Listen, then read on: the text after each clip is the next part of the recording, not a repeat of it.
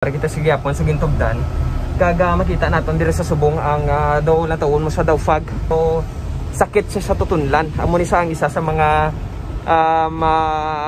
kabagdanan nga ginapa rescue o ginapa force evacuation ng mga tawo sa subong because nga kung magigo ni sa mga katigulangan kag also sa may asthma posible ni makita naton ang sa likod ko ang screen sang silakyan ang pwede mo makuritan kag also nga amo ni siya ang klase man nga fog nga daw may ara saya sang upod nga abo nga delikado gid saya sa lawas sang tawo not only sa tawo but also sa mga kasapatan.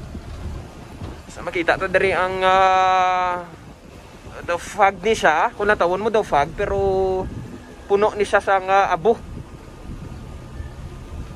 amo ni delikado gid kag kakatol gid sa ilong. Ang natawon mo siya, daw semento lang siya nga ginabag-ong miskla.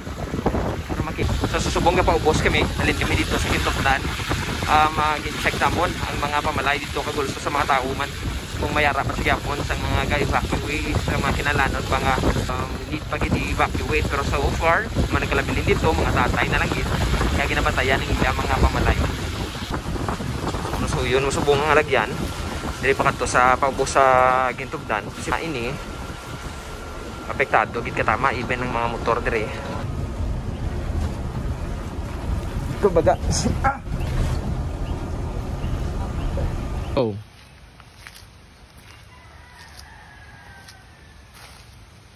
Kunambi daw fog kunambi bla. Fog nami siya bugnaw siya pero hindi gali. Again, muna epekto sa paglupok sa bulkan diriya sa spring sa Gintugdan, La Carlota City. Let us help those people who are affected sini nga paglupok sa bulkan. Pagi sa aton man nga pagpangamuyo. Stay safe everyone and God bless.